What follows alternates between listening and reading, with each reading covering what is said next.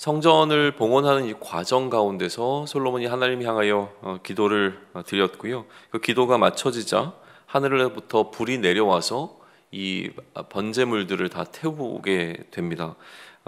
그리고 하나님의 영광이 이 성전에 가득하였다라고 지금 1절은 기록을 하고 있어요. 그래서 하나님의 영광이 여호와의 전에 가득하였기 때문에 제사장들은 이 성전으로 능히 들어가지 못했을 뿐만 아니라 이제 이스라엘 모든 자손들도 불이 내리는 것과 여호와의 영광이 성전 위에 있는 것을 보고 경외심을 느껴서 그 땅이 돌로 되어 있음에도 불구하고 엎드려서 이제 경배하게 되어지죠. 그리고 하나님께 감사하며 찬양하게 되어지는 모습을 보입니다. 그러니까 이 장면을 이제 어떻게 이해할 수 있냐면 이미 하나님의 임재가 한번 일어났습니다. 그러니까 언약궤를 갖다 놓은 이후에 성전에 하나님의 임재가 일어나는 장면이 있었는데 그것은 이제 성전 안에서 일어난 사건이었기 때문에 사실 이스라엘 백성들이 목도할 수 있었던 사건은 아니었고요.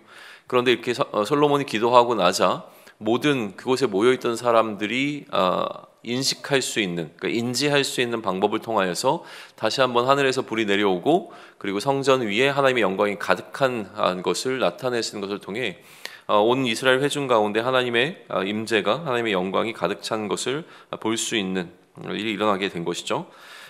그리고 난 이후에 이제 본격적인 제사가 시작이 되어집니다. 왕과 또 그 모든 백성들은 하나님께 제사를 드리는데요. 그 규모가 좀 어마어마했죠. 소가 22,000마리 드려졌고요. 양이 12만 마리가 드려졌습니다. 어느 정도의 규모인지 사실 우리는 상상할 수 없는 정도의 숫자죠. 근데 이 두 가지 숫자를 합치게 되면 14만 4천이라고 하는 합이 나오기 때문에 일부의 학자들의 경우에는 이것은 어떤 상징적인 숫자가 아니겠느냐라고 이제 제안을 하는데 우리는 있는 그대로 한번 받아들여 보시죠. 14만 4천 마리의 제물이 드려지게 되어지는 어마어마한 규모의 이 제사가 지금 그곳에서부터 시작되었다라고 하는 거예요. 그리고 이 봉헌식이 행해지는 과정 가운데 제사장들과 또 레위 사람들, 특별히 이제 악기를 연주하는 사람들은 그 어떤 대여를 이루고서 이 모든 것이 하나의 어떤 예식의 절차처럼 계속 진행되고 있다라고 하는 사실을 6절은 이야기하고 있고, 그리고 방금 얘기한 것처럼 이 제물의 규모가 너무 많았기 때문에 원래 만들어 놓았던 그 놋 제단에서 이 제물들을 다 소화할 수 없어서 성전 앞마당을 거룩하게 했다. 그러니까 다시 얘기하면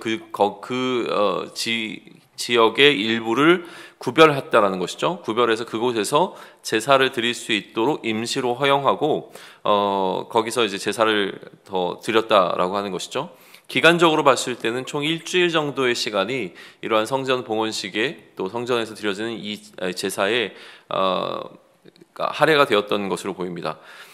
그리고 많은 회중들이 함께 이 시간에 동참했다라고 하는 사실을 이 지역적인 규모로 알려주는 거예요. 우리로 얘기하게 되면 뭐라고 할까요? 그러니까 광화문 광장 앞에 사람들이 가득했다라고 하게 되면 이제 규모를 우리가 알 수 있듯이 그들이 알 수 있는 방식을 통하여서 하맛 어귀에서부터 예굽 간까지 온 이스라엘의 심히 큰 회중이 모여 있었다라고 하는 것을 8절은 이야기해주고 있죠.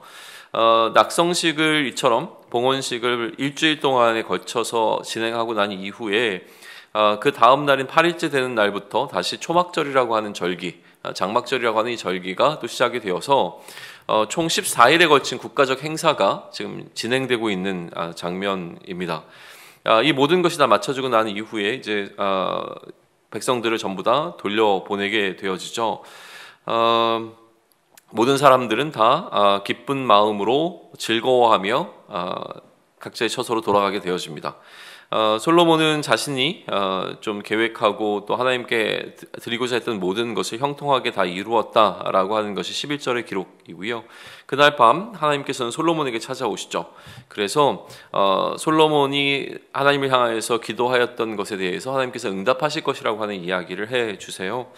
12절로부터 이제 그 내용이 쭉 기록이 되어져 있는데 13절을 특히 주목해서 보시면 어제 이제 솔로몬이 성전을 봉헌하고서 성전 봉헌에 대해서 하나님 앞에 기도할 때에 이곳에서 하나님의 어떤 진노 가운데 찾아와 기도하는 자가 있을 때 그 기도를 들으시고 그 죄를 사하여 달라고 하는 어떤 간구를 했던 것에 대해서 하나님께서 이렇게 반응하고 계신 것을 볼 수가 있습니다. 특별히 14절을 보시죠. 내 이름을 일컫는 내 백성이 그들의 악한 길에서 떠나 스스로 낮추고 기도하여 내 얼굴을 찾으면, 이게 이제 성전에서 일어나는 일이죠. 범죄한 이스라엘 백성들이 스스로 자신을 낮추고 회개하고 이곳에 와서 기도하며 하나님의 얼굴을 찾으면, 하나님을 찾으면 내가 하늘에서 듣고 그들의 죄를 사하고 그들의 땅을 고칠지라 라고 말씀하세요. 그러니까 하나님께서 이 성전에 계신다라고 하는 건 상징적 의미일 뿐이고 하나님이 실제로 거하시는 곳은 이제 하늘이시죠. 그러나 하나님께서 이곳에 찾아와 하나님을 향하여 간구하는 이스라엘 백성들에게 어떻게 하실 것인가 라고 하는 것을 말씀해 주세요. 그러면서 하나님께서는 뭐라고 얘기하시냐면, 이곳, 다시 얘기하면 이 성전에서 기도하는 기도에 내가 눈을 들고 귀를 기울이겠다라고 하시죠. 성전이라고 하는 곳은 이미 하나님께서 우리의 모든 일거수일투족을 다 돌보시지만, 특별히 이스라엘 백성들에게 있어서는, 또 우리 인간들에게 있어서는 하나님의 시선이 집중되어지고 주목하게 되어지는 장소가 된다라는 생각을 좀 하게 됩니다. 그래서 하나님께서 특별히 이곳을 택하시고 거룩하게 하셔서 항상 하나님의 눈과 마음이 여기에 있을 것을 이스라엘 백성들에게 알려주는 방식으로 지금 이 성전은 그 의미를 이렇게 부여받고 있는 거예요. 그리고 난 이후에 이제 다윗의 약속이 재확인되어집니다. 역대기에서는 이 다윗의 약속이 굉장히 중요하게 계속 언급이 되어지는데, 뭐 역대기뿐만은 아니라 성경 전체가 다 그렇죠. 다윗이 행한 것과 같이 네가 모든 율례와 법도를 지켜 행하게 되어지면 너의 약속한 대로 왕위를 견고하게 할 것이고 이스라엘 다스릴 자가 끊어지지 않게 할 것이다 라고 하는 이 다윗의 약속에 대한 재확인이 17절과 18절에서 이루어지는데, 그러나 이제 중요한 건 그렇지 않은 경우죠. 만약에 그렇지 않은 경우에는 어떤 일이 있을 것이냐, 그게 이제 19절이죠.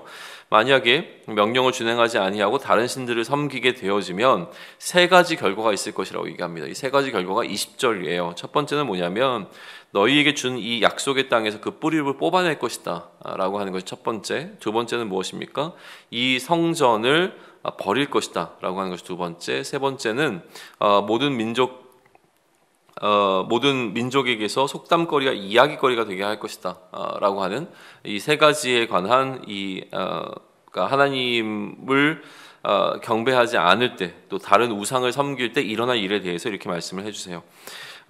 이러한 일이라고 하는 것은 사실 지금 이들이 하나님 앞에 바치고 있는 이 성전의 규모를 생각하면 사실 일어날 수 없는 일이라고 하는 것이 전제되어 있습니다. 21절 보시면, 이 성전이 비록 높을지라도 그리로 지나가는 자마다 다 놀라 이르되 여호와께서 무슨 까닭으로 이 땅과 이 성전에 이같이 행하셨는고.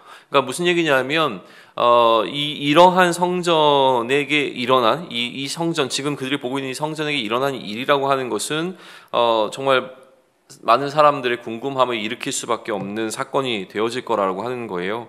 그러면 이제 거기에 대한 답변으로 이들이 하나님을 버리고 다른 신을 섬겼기 때문에 하나님께서 이 성전을 이렇게 하셨다라고 하는 답이 주어지게 될 거라고 하는 이야기를 하고 있는 것이죠.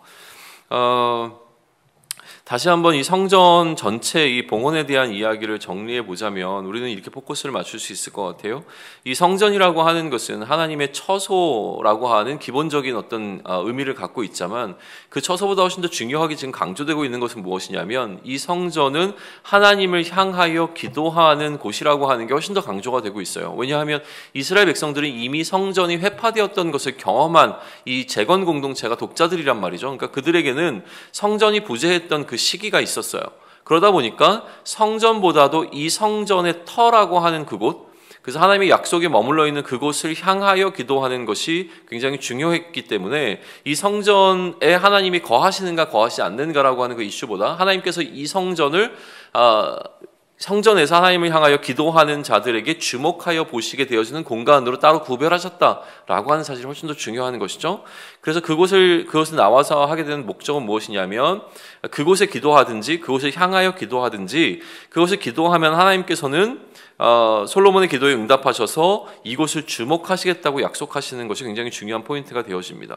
그리고 이 약속을 지키시는 하나님에 관한 이야기가 이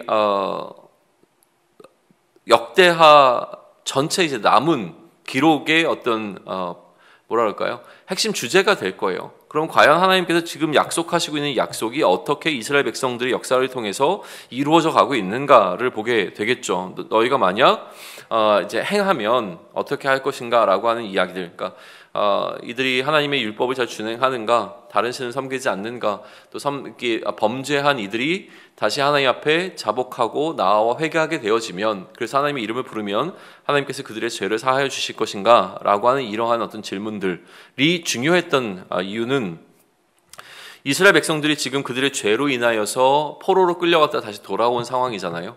돌아온 이들이 하나님 앞에 그들의 죄를 회개하게 되어지면 하나님께서 이들을 다시 한번 그들의 죄를 사하여 주실 것인가라고 하는 질문에 대한 답으로도 이게 중요하게 적용이 됐을 겁니다. 그러니까 우리는 성전 자체가 중요한 것이 아니라고 하는 것에 대해서는 다시 한번 짚고 넘어갈 필요가 있고요. 이 성전은 언제든지 그 의미를 상실할 수 있구나라고 하는 것에 대한 그러니까 경고의 메시지를 좀 받을 필요가 있어 보입니다. 그리고 지금 이스라엘 백성들은 그처럼 성전이 무너지는 것을 경험했던 자들이었고요. 그러니까 이제 이슈는 그러면 이것을 경험한 이들이 이제 앞으로의 그들 삶 가운데서 반복된 잘못을 행하지 않을 것인가 라고 하는 것이 꽤 중요한 메시지로 다가갔을 겁니다. 마찬가지로 우리들에게도 이게 중요한 메시지가 되어지죠. 성전이 우리에게 요구되는 것이 있습니다. 그것은 하나님의 질서대로 사는 것일 텐데요. 우리가 하나님의 질서, 다시 얘기하면 그리스도의 질서대로 살지 아니하고 세상의 질서를 따르게 될 때 결국 성전이 되어지는 우리가 이 성전으로서의 기능을 못하게 되고요. 그렇게 성전으로서의 기능을 하지 못하는 우리를 향하여서 세상은 비난과 조롱을 하게 될 것이라고 하는 것이죠. 성전으로서의 나를 묵상하고 결국 이 성전이 어떻게 운명을 맞이하는가라고 하는 것을 통하여서 나의 성전다움이 다시 한번 회복될 수 있는 계기가 되었으면 좋겠습니다.